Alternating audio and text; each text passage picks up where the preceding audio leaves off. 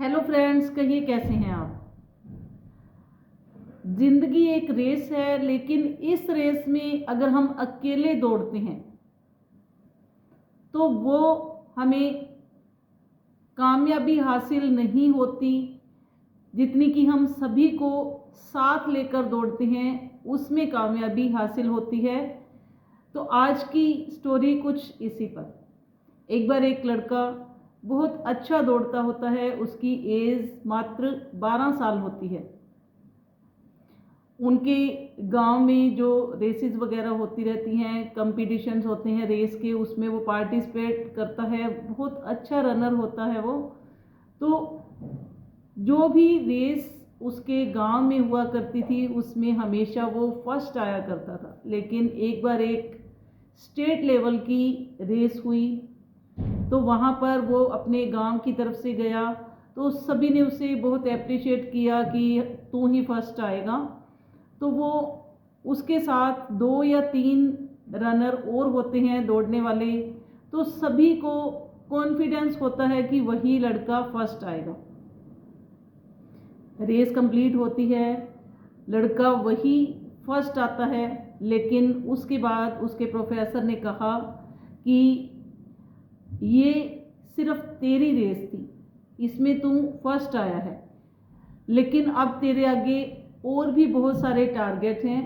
तो उस लड़के ने माइक लिया अपने हाथ में और सभी को ओवर कॉन्फिडेंस से कहा कि मेरे आगे कोई भी नहीं टिक सकता, कोई भी मेरे साथ रेस लगाने के लिए यहाँ पर सामने आ सकता है, चाहे वो क्यों ना मेरी एज से ज़्यादा भी हो। तो अगर मेरे साथ कोई भी रेस लगाने आएगा मैं सभी को पीछे छोड़ दूंगा। तो उसके सामने 2 उससे बड़ी एज के लड़के आते हैं उसके साथ कंपटीशन के लिए। तो वो दोनों की और उस लड़के की, तीनों की रेस होती है। उन तीनों में से भी वही लड़का फर्स्ट आता है। तो फिर से उसके लिए बहुत सारी तालियां बजाई जाती हैं। तो उसको उसके प्रोफेसर ने अपने पास बुलाया और कहा कि अभी तेरी एक रेस और बाकी है। तो उसने कहा कि मैं मना तो नहीं कर सकता, तो बताइए सर कौन सी रेस बाकी है। तो उसके साथ उसके जो सर ने 2 लोगों को रेस के लिए और चुना। तो वो दोनों लोग कौन थे? एक की तो आंखें नहीं थी, मतलब वो देख नहीं सकता था, और दूसरा दिव्यांग था। तो वो लड़का हंसने लगा कि इनके साथ आप मेरी रेस करवाना चाह रहे हैं, जबकि मैं तो हमेशा रेस में फर्स्ट आता हूँ, तो इनके साथ मेरा क्या मुकाबला होगा। तो उसके प्रोफेसर ने कहा कि इनके साथ ही आज तेरी रेस है। रेस शुरू होती है, नाम अनाउंस किए जाते हैं, लेकिन वो जल्दी जल्दी से फिनिशिंग लाइन तक पहुंच जाता है।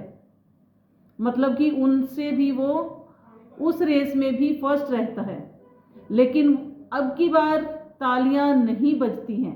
तो फिर अपने प्रोफेसर के पास वो आता है कि मैंने इतनी रेसेस जीती, सभी में तालियां बजी, लेकिन इस बार क्राउड में साइलेंस था, किसी ने कोई तालियां नहीं बजाई, इसका क्या कारण है। तो प्रोफेसर ने कहा कि अब जाओ उनके साथ में रेस लगाओ, उनके साथ चलो।